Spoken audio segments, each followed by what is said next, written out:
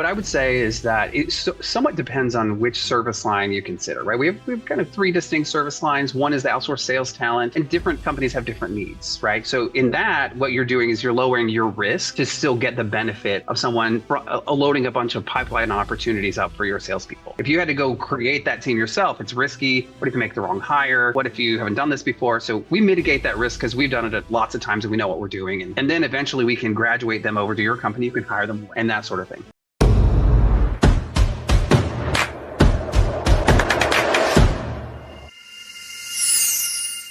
Hey guys, and welcome to the Grow IT podcast. One of your hosts here, Trey King. And today we are very excited to have our guest, CJ Collins from the Sales Empowerment Group, better known as SEG. And we'll be diving today into his story a little bit, as well as what it is that his company does. And then, as always, some engaging insights into the technology industry. So make sure to stick around for this one. But without further ado, CJ, welcome. Yeah, thanks for having me. I appreciate it. I'm glad to be here. CJ, if we can maybe kick things off, if you can just kindly introduce yourself and, tell us a bit about your background, a snippet or two of your story. All right, I'll try to keep it short. The motto around here, as far as everyone is concerned, for me is, why use 5 words when 50 will do? So, but I'll try to be concise. So my name is CJ Collins. I am the Senior Vice President of Client Success for Sales Empowerment Group. And so in that capacity, I oversee really 2 big divisions. At the moment, one of them is an outsourced sales talent group. So we have partner companies who say, hey, we need some entry-level sales talent, and we can't stand that team up ourselves. So they partner with us and we find, recruit, train, and then manage that staff on behalf of our clients. And so the other team, though, that I run or oversee is our training team for our sales training division called Action Selling. So those are the 2 teams. They're both client delivery focused, just 2 different sort of products, although they work hand in hand really, really well together. So as far as me, I have been in sales or sales training or sales leadership for between 25 and 30 years, depending on how you count. So it's been a fun ride. It's really interesting. The thing is, what I like is to see people grow and develop. So I like the outsourced sales talent because we find entry-level sales people and help grow them, develop them to either be hired on by our clients or turn into future rock star salespeople, or the training side, which is where we take folks who are already in sales and say, like, how can we turn up the volume on what you're able to do? And so that's the kind of thing. That's why I love being in this industry. It's the kind of thing that really that gets me going. Excellent. Tell me, CJ, based on your expertise, what are like the current, trends that you're picking up in the industry? What way is the wind's blowing these days? Oh, geez.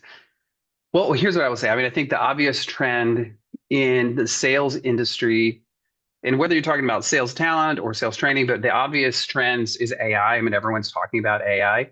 People most of the people who are like throwing the word AI out there or saying like, we need AI in our strategic plan, or AI needs to be a part of our roadmap for whatever.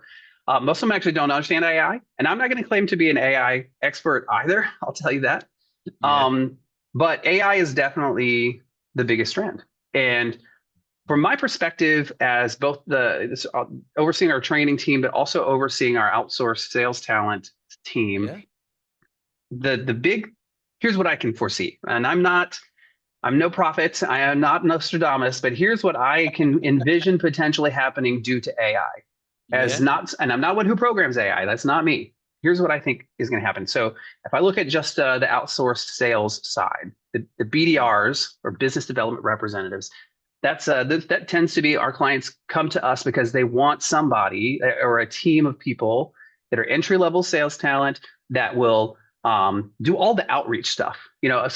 For most salespeople, once they advance enough in their career, they don't want to make cold calls. They don't want to send the emails to strangers and get hung up on all day. They don't want to do that, right? So, and yet that activity generally is really necessary in order to generate the opportunities for those experienced salespeople to close, right? So Yeah. So that's what we do. We provide BDRs for clients who say we can't stand it up ourselves. Can you help us do that? And then you manage it and you help us because we don't know how to do it or we don't want to or for whatever reason.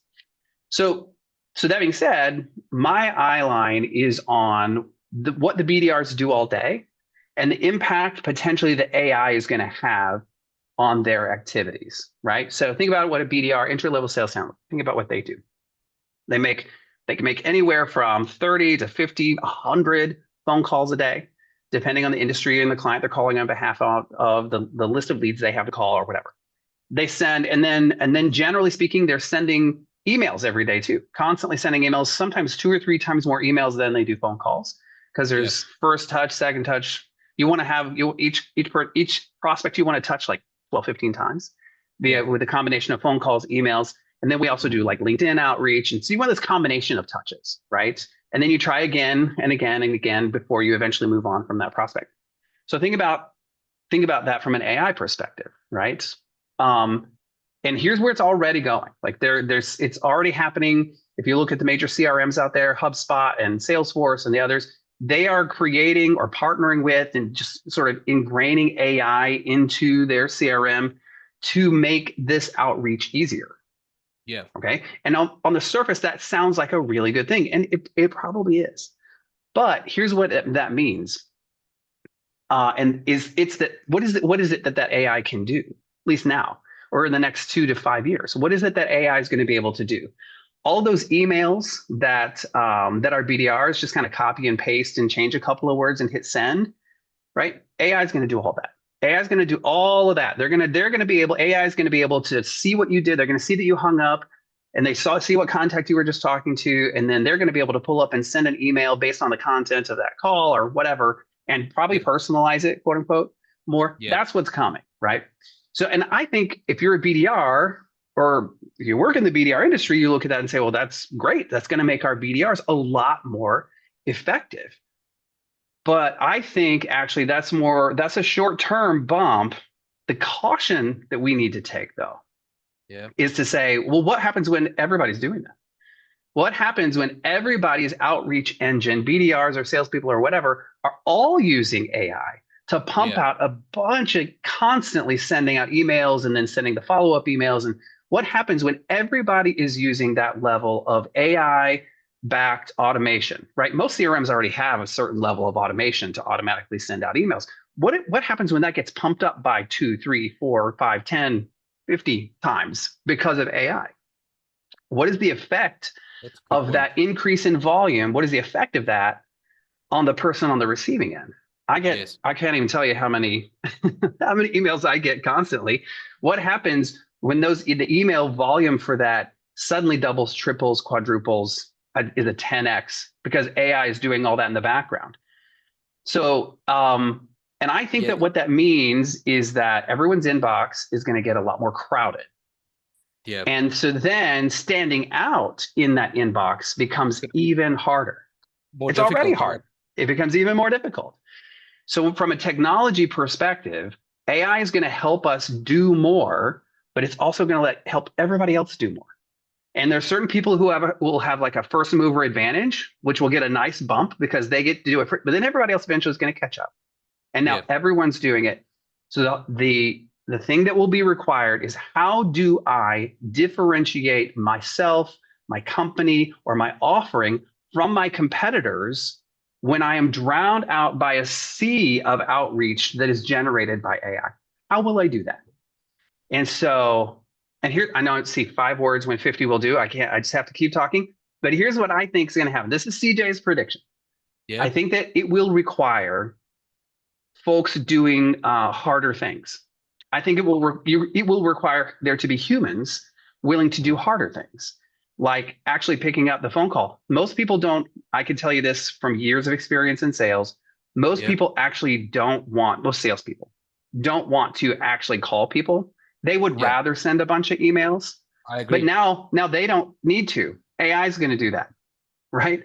But I would say that the way you can be distinct and different from the sea of emails that the prospect is getting is if Yeah. that email is connected to a voicemail from a live person.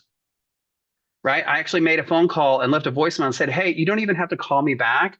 Just take a look at the email. The subject says this, and just reach out back via that method, right? So now your email is significant and different than And all the other emails that got sent by that bot or the whatever bots they're using, to cut through the right? noise. Yeah. hmm And I then get what and you're then saying. what I would say too is like, oh, and also I'd love to connect with you on LinkedIn. So now you will have heard my voice, you will see an email from me, and you're going to see my face on my LinkedIn profile, right? So that combination of outreach, that multi-touch approach is even more important when everyone's drowning in AI generated emails. That's what I think. CJ, I fully agree with you. Especially when it comes to more and more, everybody's going to make use of AI to cut down and up productivity and save time and whatnot and all of that, right? So the one thing though that I've noticed from our side, from our business side, is that with our clientele, that things are slowly but surely tend to move backwards a bit to where people still buy from people, hmm and that's why I tend to agree with you, especially to say that touch point of making that call with that voice with a real person and not AI, because I can promise you there's a lot of people going to do the AI call and they're going to do the AI email, and like you Yep. said, to personalize that makes a lot of sense. And I do think as well that from it depends on obviously on what industry one is in. If it's a high volume kind of setup, to reach out prospects might be like a low cost value product or service. Whereas in our situation, for example, it's better for us that is more quality over quantity, right? hmm But I think all those things are obviously the variables that plays a role to say, okay, what will be the strategy around it? But I fully agree with you that there needs to be a personal touch somewhere along the line before discovery. Yeah. So I fully agree with you. Tell me from a service what you guys offer, what would you like label as, out of just from your side, I've already heard, listened to a lot of value that you guys bring to the table.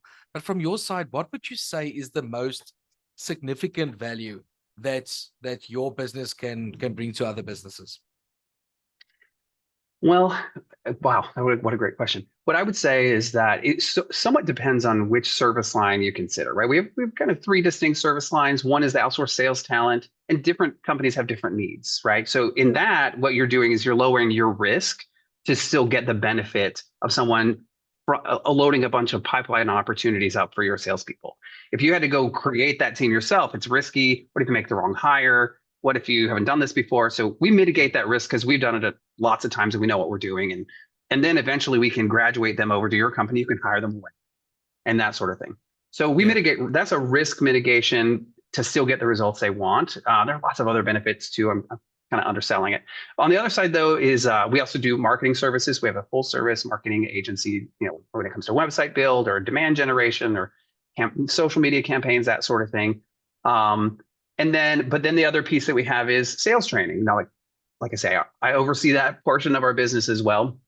And what I Yeah. would say is that, and that's where I started in this with the company, was on that sales training side. So of course it's near and dear to my heart. But what I would say is that one of the values of sales training, at least as action selling teaches it, is being able to provide a process that every salesperson use. And selling technology is difficult because it is so competitive. Like selling in a technology space is really, really competitive. And Right. even if like a technology company has a really unique offering, how long is it going to be before somebody else like comes up and creates a competitive offering? Yeah. Right. Yeah. So you may have a first mover advantage for a little while, but there's always going to be somebody trying to compete and steal Always your evolving. market share. So sales training, what that does is a couple of things. It makes it so that everybody on your sales team uses the same process and speaks the same sales language, which then allows the leadership to be able to coach and hold people accountable in a way that they can't do when everyone's doing it their own way. Right. Right. It is, and so the other piece of it, though, part of what I love about the action selling process is part of our sales methodology is like helping the individual salesperson, not like the marketing team, but the Yeah. individual salesperson. It's good for marketing to know this too, but the salesperson to understand for themselves how can I differentiate from every competitor out there? I need to differentiate me as a salesperson. Why should they do business with me as opposed to the salesperson over there? Like, why am I just Yeah. better to do business with? And Yeah. how can I differentiate our company? Like, how can I do that? So that because we're just better to do business with than that company. And then also after that, how do I differentiate my solution from theirs? And here's the thing.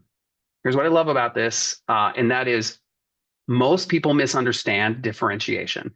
They think that the differentiation is, well, if I say my sales pitch this way, if I craft like the magic words for my Good value point. proposition, they'll Yeah. understand how my technology is so much better. And here's the thing, they don't care.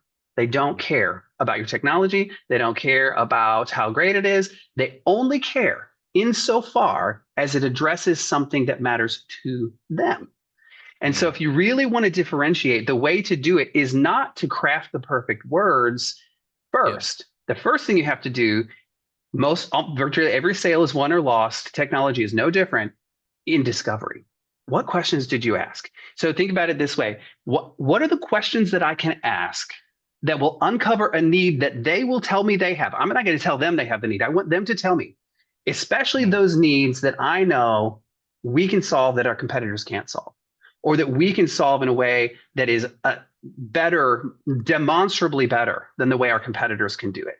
So, what are the questions I can ask to get them to produce that kind of a need, what we call a Right. differentiated need? And really, to come up with those questions, first you got to start with what you're good at.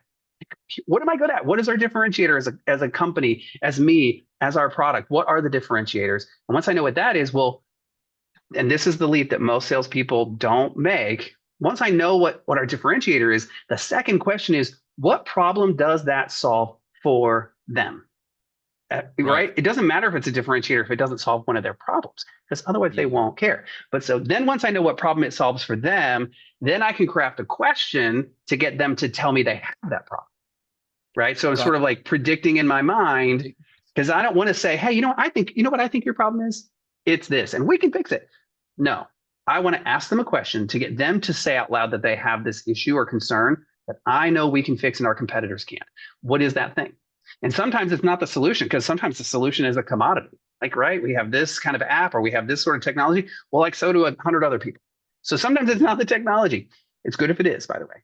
Sometimes it's just doing business with me is different or better because I want you to tell me that you've had a poor experience working with those other people, right? So Yes. I'm going to ask questions to get you to say that.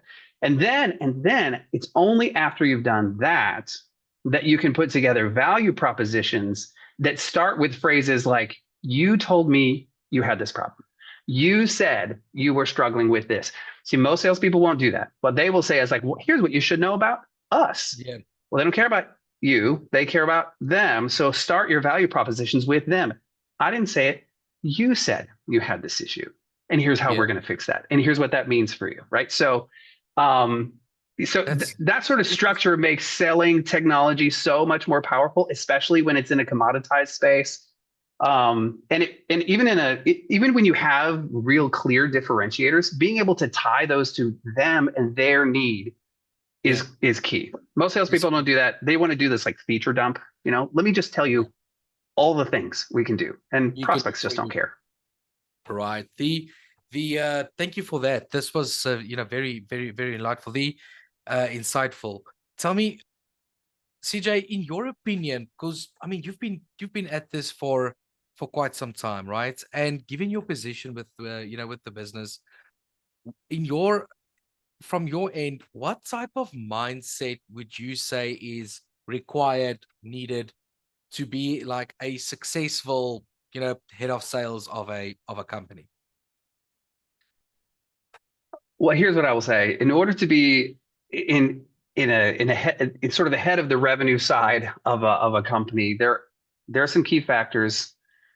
I'll try and coalesce them into something that's coherent here. But here's what I'll say: is you have to just be tenacious. You have to believe in what you sell so Yeah. much that you don't mind hearing no. Right behind every successful sales story is a 10 no's that didn't work out. Right. So if you're going to be in sales, you have to get used to the idea that you won't win every sale. And Mm. the idea isn't make sure you win every sale. The idea is just win more than you did yesterday. win more than you did last year. So A, be tenacious about being willing to grow and change and adjust. And I mean, I talk to salespeople all the time who are like, oh, I've been in sales for, I've got 30 years of experience. And I'm like, okay, well, is that 1 year of experience 30 times? Or have you been iterating and improving and getting feedback and looking for ways to develop and get better every year for 30 years? There's a big difference there. Good And point. I would say that, if you're going to lead a group of salespeople, you got to be willing to say, hey, we're not going to be stagnant. We're always going to look to change, and we're always going to look to grow. We're going to learn from what we did. If every won or lost sale doesn't require like at least a few minutes to look back and say, what can we do better? Whether you Yeah. won or lost, then that's a giant missed opportunity. So I would say that. I would also say that no great sales leader can do all those things by themselves, right? Surround yourself with a team of people. If you are constantly the smartest person in every room, you're in the wrong rooms, right? Surround yourself with people who have thoughts and ideas that are different than yours, that are willing to challenge you, so that then everybody improves each other. Yeah. And then the other thing I would say, and I think most sales leaders would agree with this, and I don't know many who would disagree, and that is data integrity really, really matters. I can't Yeah. tell you how many times on the training side or on the BDR side, I can't tell you how many times we interface with clients. We ask them about their CRM or how their CRM reinforces their sales process as they move through the stages of a sale. And we very frequently get not great answers, right? Well, actually, we can't use this data to make any forecasting because it's a giant mess. Or with the most of our players don't do a good job of moving things from stage to stage, or marking it as closed won or closed loss, or the data integrity piece is really, really key. And it's amazing from a sales perspective. There are so many salespeople who they look at the technology, like their CRM, for instance, as a necessary evil, as opposed to like a real tool and a real resource that will make a positive impact on my ability to be successful. So great sales leaders will help their teams understand how the technology is going to help them win. And there is the possibility that AI, as I mentioned, has a chance to really help with those things, right? That AI could crawl through that data and suggest cleanup measures, that sort of thing. But a sales leader who's afraid to utilize technology to hold their team accountable to using that technology is going to really struggle. So yeah, I agree. CJ, you've as they say, golden nuggets, man. You provided such good insight today, and I can fully understand why your company is so successful. Just from a value standpoint, and just your way of looking at things. And I need to first thank you for coming on. Thanks for sharing your knowledge, your thank you. experiences. This has been fun. Tell me before I let you go, CJ. Tell me, where can they get hold of you guys? Sure. So if you'll go to salesempowermentgroup.com, you'll find I'm on there. You'll find our entire leadership team. The various services that we offer, if someone just needs some marketing services, we have that, and we've got a great marketing team for folks who are looking for sales training. Obviously, we have a fantastic curriculum that I get very excited about there. And then we have the outsourced BDR. We also have consultants. There's a lot of different service lines, and a lot of our clients say, actually, those pieces all go together, and we kind of need the whole package. And so salesempowermentgroup.com is the best place to find us. Awesome.